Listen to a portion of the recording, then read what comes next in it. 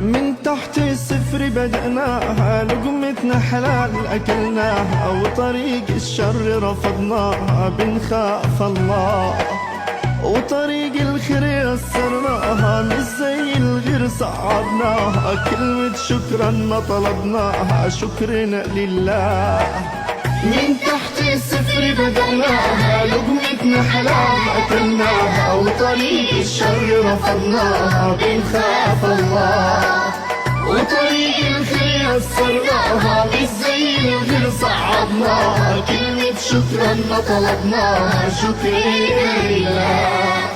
صافي ضميري مع غيري بصراحة ده سر الخير، بعد الصلاة على رسولي وذكر الله.